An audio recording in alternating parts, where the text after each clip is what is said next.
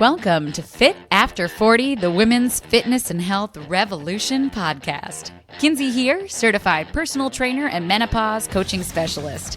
I've worked with hundreds of clients over the past 12 years and know firsthand how intimidating starting a fitness routine can be, especially in perimenopause. My goal is to teach women in midlife and beyond how to feel strong and confident in their bodies and to help them live the healthy life they deserve, free of pain, heart disease, dementia, frailty, you name it. In this show, you'll get action steps you can take today, backed by the most up-to-date research and thousands of hours of practical in-gym experience. The best time to get started may have been 20 years ago, but the second best time to get started is today. Hello, and welcome to Fit After 40, the Women's Fitness and Health Revolution podcast, and Happy New Year. The new year is here. Happy 2026, baby.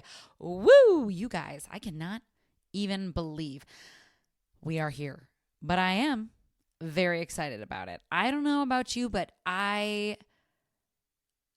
am happy to be closing the door on 2025. I had some of the biggest ups in my life and some of the biggest downs in my life, and I would not change. Well, we grow from every experience in life. Let's just put it that way. We can't control anything other than our reactions to things, and this year gave us a lot of, it sounds like pretty universally from all of my clients and people I've talked to, a lot of us sort of a roller coaster of a year. So thanks for the memories. Bye. Okay, thanks. Bye. 2026, let's do this. I don't know if you know anything about numerology. I absolutely do not. My sisters told me that it is the 10 year, which is apparently thumbs up. We also just left the year of the snake, also something I know nothing about, but I love to hear about this stuff.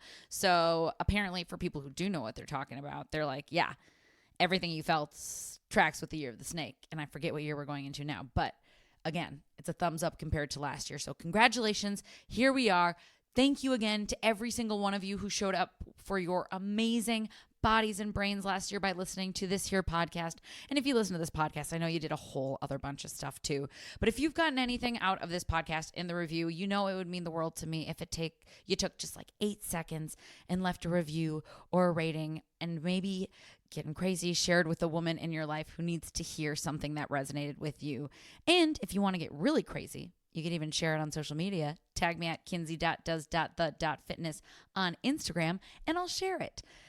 This is a little grassroots buddy, and my goal here in 2026 is to continue getting it into the hands of women who need this information so that we can all start to make more educated decisions about how to more informed decisions about how we want to show up for ourselves in this world. All right, team, let's get down to business. This year, or this time of year, January, is one of my favorite top 12 times of year. Not because it's negative degrees here in Minnesota, although that does come with bragging rights, which I can be a big fan of, but because this is the time of year where folks who usually throw up their hands and say fitness just isn't my thing feel a sudden burst of motivation to do the sometimes understandably unthinkable, and that is starting to consider working out, or at the very least starting to explore what that would look like in their worlds. So yes, carpe that diem, sister, okay? This is big. This is huge. And if you are someone who is already consistent in your workouts, but someone who you love or is close to you is starting to get excited about exploring the start of their own journey, support them, cheer them on, show them how much it's changed your life. This is an important time. Truly, it becomes this like little window of willingness where it can be a real make or break for many before they toss their fitness goal back into a box for next January. So I am of the mindset that we who have been doing this for a long time open our arms, embrace you, welcome you. You are in the right place. You are not doing this alone. Let us know how it's going. We all started somewhere, and we all started pretty much in the same place you are today. So congratulations. You've already done the hardest part, which is take this first step in committing to your health. I'm so proud of you. This year, I want you sinking in. I want you getting consistent, and I want you making sure that you are getting started the right way, because ain't nobody got time to just mess around, right? That's why coaches are amazing. We've done this hundreds, thousands of hours, so we can tell you what not to do. So today, let's go ahead and talk about the 3 biggest mistakes women in perimenopause make when it comes to feeling results in their fitness program. And it is targeted towards women in the menopausal transition because you are my people. However, honestly, these are the mistakes that people in general make when they are starting to approach a new fitness program. So really anyone can benefit from this episode, and I sure hope you do. So let's jump on in. Numero 1, we talk about this a lot on the podcast, but it is one of the most important aspects of any fitness program, but especially when it comes to strength training. And that is we skip the foundations. And I wish I had something sexier to lay out for you folks, something that was just like a 1, 2, bam, and that's it. Everything is solved. But this is where your best results and lasting success begins. We get one shot to start, so we might as well get it started the right way. And don't worry if you're like, but I've already started and I'm not sure if it's correct. It's not that fragile, right? We can always take it back to basics, but it does save a lot of time that we spend having to unlearn and relearn bad habits. One of the reasons that this crucial step gets missed is because how the heck are we even supposed to know what the foundations are? Social media is wonderful. I'm so glad it exists for so many reasons. I am kind of bugged by it sometimes, but for the most part, what a wonderful wealth of knowledge we have at our fingertips. And we get plenty of reels on Instagram telling us to lift heavier shiat, but we don't get many reels about practicing static balance holds or building mobility at our ankle or training our feet to stand straight or our shoulders down our back and our ears in line with our shoulders, breathing to connect with our pelvic floor, deconstructing squats or deadlifts, push-ups. You get it. We don't get a lot of the basics, but also stay tuned because I think I just gave at kinsey.does.the.fitness a whole lot of Instagram ideas. I actually have done a whole podcast on the 3 S's to help beginners nail resistance training.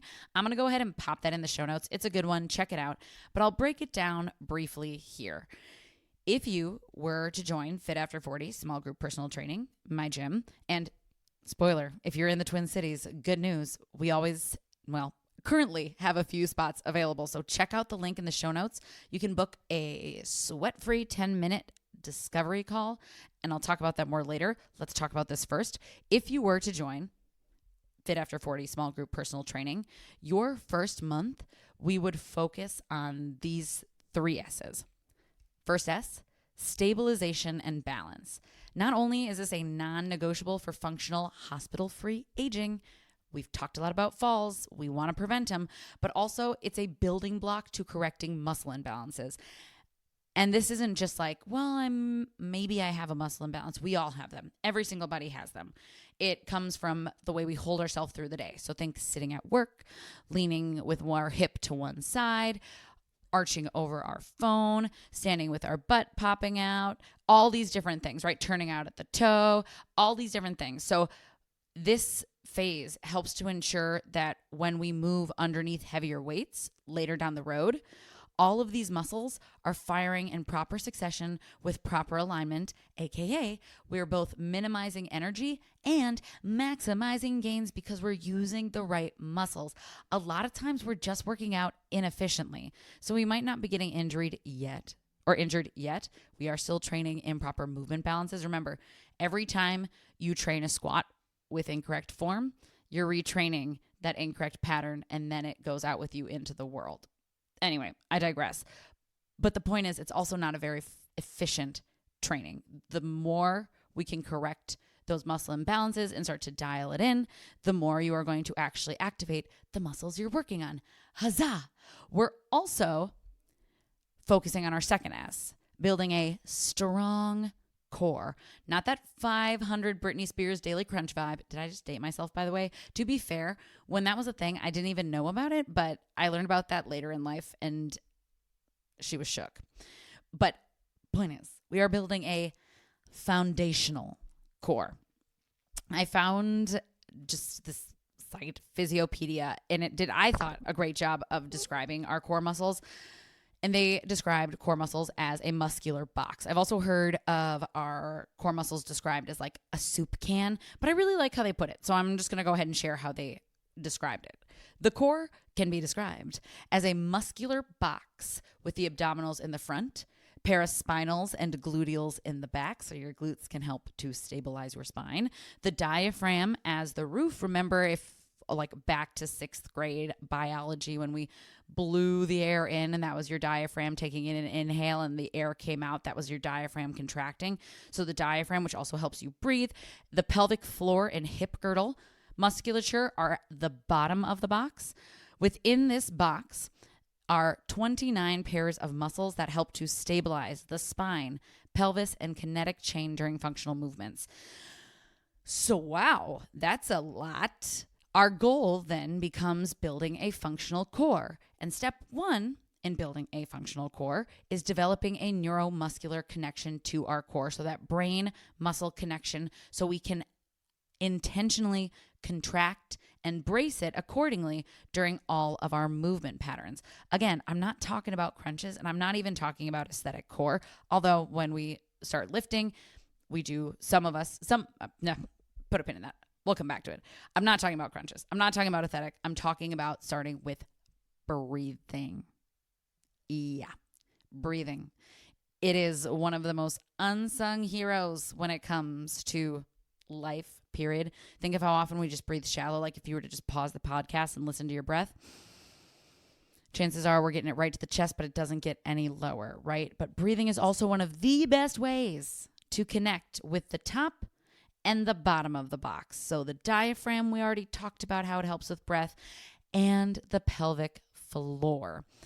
Our initial core moves outside of breathing also include things like dead bug, glute bridge holds, prone cobra, side plank, and bird dogs. Basically those local stabilizers that really help start to build support through the spine, because if we're moving without a strong core, that's where you start to get a lot of that low back pain.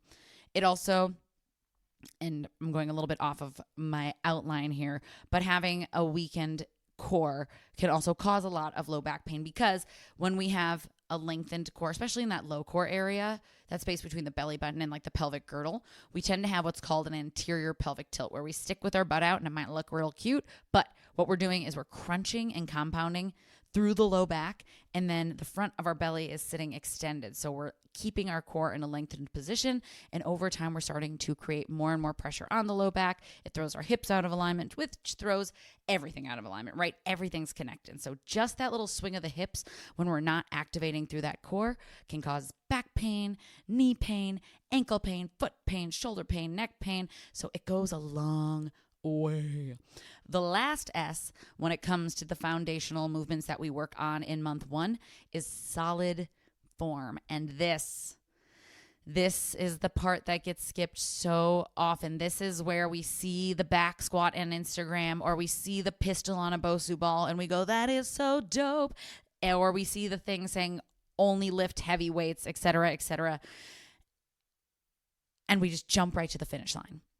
But remember, if you've listened to this podcast before, you know what metaphor I'm about to use, so feel free to skip ahead. But exercise is a skill that our body has to train to do correctly. I married into an amazing family, actually straight up obsessed with them. I already had a wonderful family. Now I just have more wonderful families. Side note, when Marcus and I got married, all my friends who were getting married were like, oh, it's a lot of work planning, but honestly, the hardest part is like figuring out where people are going to sit.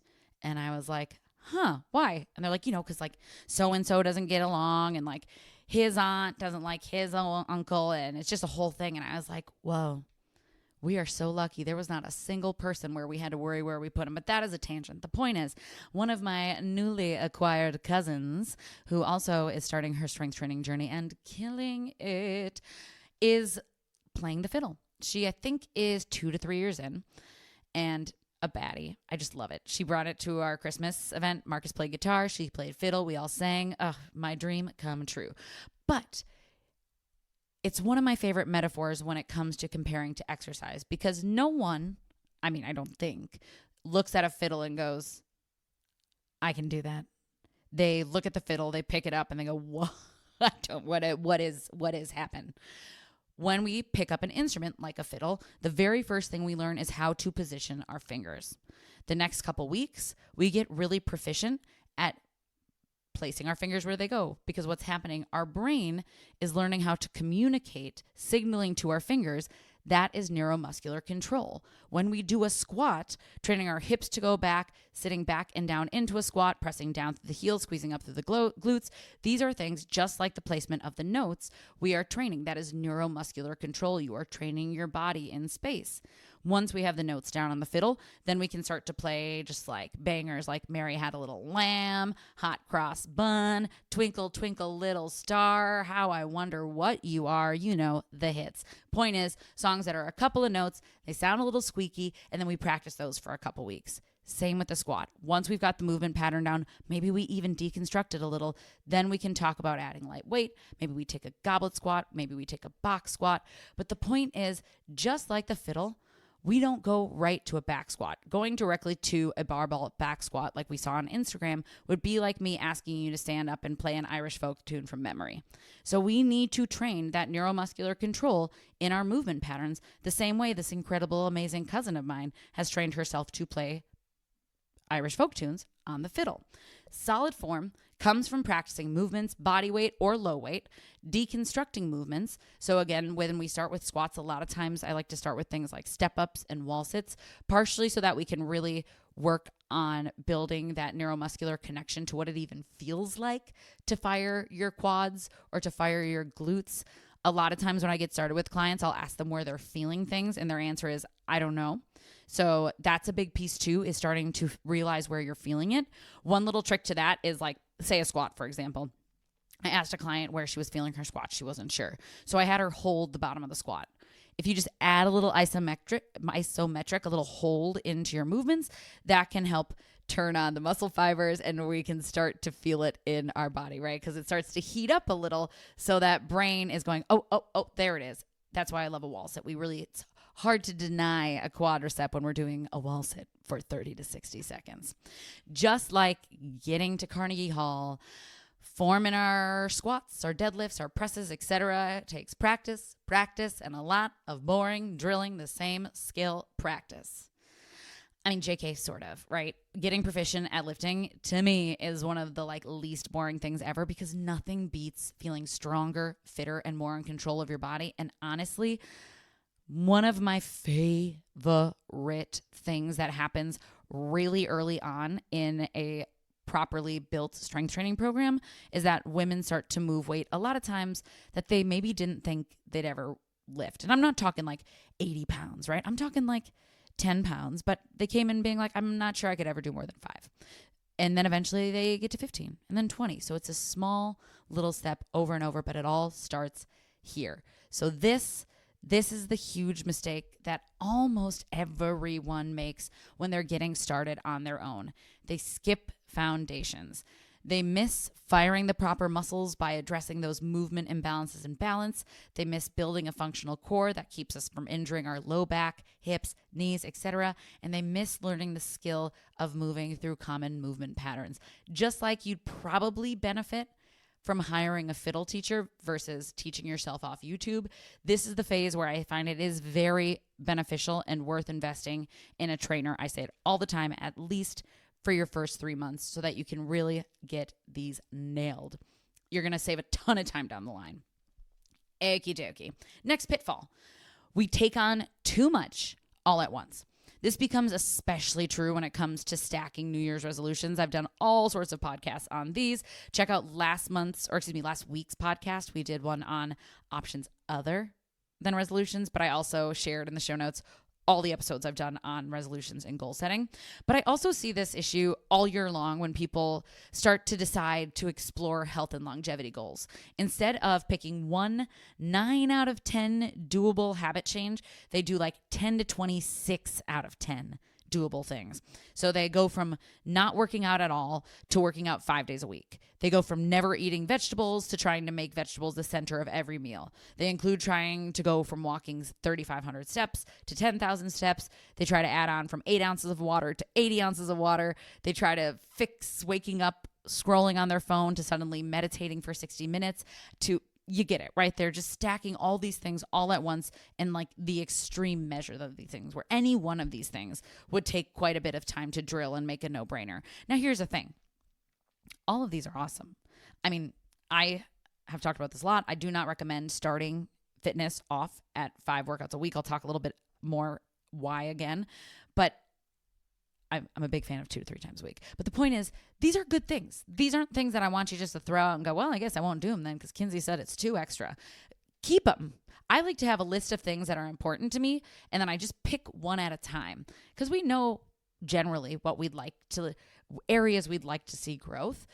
The goal is picking one, maybe 2. But if you're new to this, one thing you can do doably, 9 to 10 out of like confident that you can do. Because here's the deal. Our life is hella full. So we may be able to even shoehorn everything I just mentioned in, all of these amazing new habits, at least at first, into a life full of work, family, friends for a little while. But instead of thriving from all the benefits we deserve to reap, we suffocate under the amount of time and energy it takes us. And oftentimes it creates resentments and we burn out. And the result is that we think we can't do it, that we aren't motivated enough, that everyone else can do it and we can't, that health isn't for us. And that to me is the saddest part. Instead of realizing that what our goal was unrealistic, and we'll talk about realistic goal setting in an upcoming podcast soon. That's the whole theme of January. But instead of realizing that maybe we chose something that wasn't sustainable, we have been trained to blame ourselves. And that breaks my heart, because everybody is deserving of good health and a high quality of life. But trying to force everything all at once is simply unsustainable. And instead of building a foundation, it'll crumble. Instead, I want you to pick one doable and measurable goal and start from there. Check out old podcasts. Stay tuned for the upcoming weeks, because I think maybe it's even next week we're going to talk about realistic goal setting. But the point is, pick something that you can achieve. It might not be as like flashy as I'm eating 50 grams of protein and so I'm going to eat 150, but the likelihood of you hitting it is going to be a lot better. So instead of trying to jump right up to 150, why not start with 30 grams of protein at breakfast? That's going to set you up for major success and might even get you to 90 grams if you're already at 50. Point is, peel it back, make it doable.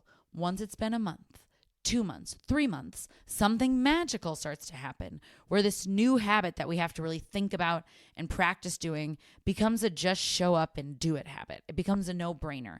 And that, when we're suddenly hitting that 90 protein without even thinking about it, we're grabbing for our Greek yogurt, mixing it with protein, throwing in some blueberries, and that's our high protein breakfast. When we're not thinking about it, that then is our cue to pick our next goal. It may feel like it isn't enough, and it definitely can feel slow, but that is how true health is built over a lifetime, consistently, compounding one by one over time. If you watch any of my Instagram stories, you know I don't always love to work out. I have a lot of days where I stare into that camera and go, I don't really want to work out today, but I'm gonna, because I know it's good for me. And you know what? I do, because I know it benefits me long term. So I show up the same way I show up to brush my teeth. And the reason that I show up is because I've also learned over time that I don't have to PR, get a personal best every single workout. Showing up and doing something keeps me on track and keeps me healthy, and it's way better than doing nothing. Also, I've adjusted my workouts over the years. I used to be very much in the mind of like, I have to get my 5 workouts in a week, and if I don't, I'd feel really like things would just flare up. And now my body is much more comfortable when I'm hitting that like 4 days on, 3 days off. And some of my workouts are bangers, and some of them are just brushing my teeth. I got it in, and I'm keeping on track with lifelong health. This is also, this consistency piece and like showing up is another reason that I am one of the major reasons I chose to start a gym that is small group format with Fit After 40. I've taken hundreds and honestly now probably like thousands of consults between all the gyms I've worked at. And the number one thing, one of the number one things I hear from potential clients when they're talking about what they want to work on and get quote unquote better at is consistency. They always say things along the lines of like, I start really strong and then I have trouble continuing to show up, or I'm just really inconsistent, or I lose motivation. There's some aspect of like, I've tried and it just hasn't stuck, right? In a large group format, it is super easy to fall through the cracks. Believe me, I know. I've managed a lot of gyms. The last gym that I managed had 450 clients, and I tried my darndest. I did outreach every single week to try to keep on top of people staying in the gym. But with that many folks and all the other things you have to do, it's just almost impossible to stay on top of it week to week. The gym I managed before that had 3,500 clients, and the owners never even asked us to track retention. So people probably were slipping through the cracks left and right, falling off their program, and we just had no idea. That was a big box gym. When someone misses their Fit After 40 cohort, I know right away, because each cohort has 5 women at most. So it's pretty darn obvious when someone's not there. And the great part is that it makes it easy to be proactive in getting them rescheduled for another session. It's also a personal training session with a couple friends, because my clients have learned that they have permission to reach out and say, hey, I don't feel well. Shout out to all my clients who have taken days off when they're sick and not brought that into the gym. They'll call and say something like, work got really crazy. Can I do another session? They treat it like a personal training session where, unlike group fitness, some people do this with group fitness, but the majority don't. With personal training, you know your days that you're training and you stick to them. And if you can't make it, you plan ahead of time, because there's generally like a charge for not booking in 24 hours with PT. So with group fitness or with small group fitness, they have their set days every week and they stick to it. And when they're not there, so far everyone's already let me know, but if they just didn't show up, I know to reach out to them. I am beyond thrilled to announce that since we started Fit After 40 in the beginning of November, 100% of our cohorts are still consistently showing up to their 2 to 3 weekly sessions. And because of that, they're starting to feel and see results. That is amazing. That is unheard of in other gyms. 100%. Will it fall off inevitably? Sure. Maybe a little bit, but it's going to stay pretty darn high. Because again, that is one of the reasons I chose this, because I know, especially for people getting into the groove with fitness, having that accountability is the make or break of if they're going to still be doing this in a year from now, 2 years from now, 5 years from now, 30 years from now, and honestly, 6 weeks from now. If you're in the Twin Cities and resonate with that consistency challenge, you're not alone. Let's go ahead, check out the show notes, book that free discovery call, and let me help you make this consistency part 9 out of 10 doable. And if you aren't if you're not in the Twin Cities, or if you do want to just try it on your own first, just start by choosing that one goal that feels achievable and doing it until you're not even thinking about it. The other benefit of achievable goals is that we give ourselves wins. We are so hard on ourselves. Find something to give yourself a win about. Not only will you get to celebrate, but congratulations. You've just now acquired a habit that is going to compound over time better than the stock market. Okay, just to reiterate, another common way that we can do way too much all at once is working out too much too fast. When we are just getting started, our bodies majorly benefit, like science-backed benefits, with just 2 to 3 weekly sessions. That's all you need early on. Not only does this give us somewhere to progress towards, because remember, progressive overload is one of the principles we need with training. So if we start with 5 days a week, it gets pretty hard to progress in terms of sessions. But if you start with 2 to 3, you can work up to that 4 or 5. Like I said, personally right now, I'm on that 4-day schedule and I am loving it. It's also early on really important to allow our bodies ample time to recover between sessions, which becomes even more important during menopause. when we tend to have more of that systemic inflammation, and recovery can be a lot harder. A lot of times we suffer from things like joint pain, muscle pain, etc. So this recovery time is really beneficial for letting our bodies and nervous system sort of chill out before our next training session. And that doesn't mean that we just like train 3 days and then we sit on the couch and eat nachos, although that sounds pretty delicious too. Love me a nacho party. Actually, that's a lie. I don't love nachos. I don't think I've ever confessed that before. I love chips and I love the toppings, but together, I don't know. It's a soggy chip. Anyway, point is, we don't just sit and like chill the rest of the days we're not. We stay active. We've talked about NEAT before, so we're moving our bodies. Maybe we're doing a gentle stretch. Maybe we're walking our dog 3 times. We're just not working out hardcore every single day of the week. All right. The third and final pitfall we'll chat about today. We don't do a scientifically designed progressive program. And unfortunately, more often than not, I would say 90+% of the time, this often includes relying on traditional group fitness as our main form of exercise. Wah, wah. I know.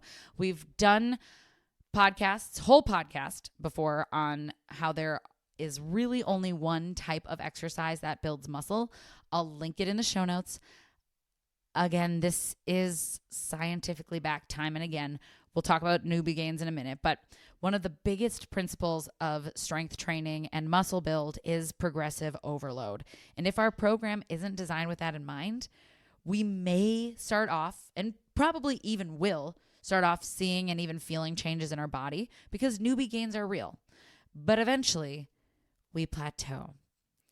And that plateau is where I get a lot of women coming to me for Fit After 40 or just for advice on Instagram. They've been doing the same thing over and over. They've maybe been a part of a gym for a long time and their body just isn't responding and their energy is dropping. They're losing hair. They're having symptoms, all these things. And it's because we're not systematically programming your workout to progress you, which is also the unfortunate reason why traditional group fitness falls flat when it comes to long-term success, building muscle, and even sustaining it sometimes. Workouts in group fitness formats by nature are cookie cutter. They're designed for a person to come when just drop in throughout the week casually, and they don't address certainly where a person is at in their journey or what imbalances our body has. I've done podcasts on this before. So sadly, forget about that whole section we talked about on building foundations, right? That honestly was another big reason why I finally got to the point where I just had to open my own space because I've been coaching group fitness and I love group fitness. I was literally just saying to Hannah that nothing quite hits like a group fitness class. You come out, you feel motivated, you have all the energy of each other, everyone's working hard, the music's great. And that's also why I'm doing small group, because you still get the energy of all the people, but with the attention of a personal trainer. Because here's the deal. Couple things that go wrong. We aren't guaranteed to work the same exercises every week or even every other week, which makes it really hard to perfect, and I say perfect in air quotes, may I add, the skill, which then makes it really hard to progress. And another problem is that even if we do our darndest to continue lifting heavier, sometimes gyms just simply don't have weights that they stop before we can ever progress with weight. And oftentimes, programming doesn't allow us enough repetition or rest between sets to even build muscle. And the other piece as well is that we kind of talked about it a second ago. It's not personalized. So a person who's brand new to fitness, has never worked out before, might come into a class where we're doing things like snatches or burpees or even something like a reverse lunge, right? Something that's a little bit more complex when it comes to neuromuscular control, or a lot of it more complex. And instead of being able to spend time watching their body, seeing which of their muscles are over and underactive and being able to tailor a program to them, starting them at the foundation, they're hopped into phase 5. Because when we're talking about National Academy of Sports Medicine, which is where I was certified as a personal trainer, we have a training continuum. So I've talked about this a lot, but the 5th phase, after you've gone through the first 4 phases, the 5th phase is power. That's snatch. That is all the way at the 5th phase. That is a very complicated movement. That is a lot of nervous system control. And not only does it put a person at risk of injury, but the chances of them doing it well, or correctly rather, pretty slim to none. If they they don't even have the range of motion overhead to have that shoulder mobility, they're putting their shoulder at it, like risk, right? And the tricky part is that a lot of people going into group fitness are already worried that people are watching them. If this is you, they're not, I promise. Everyone is so focused on themselves, so let that not be a fear.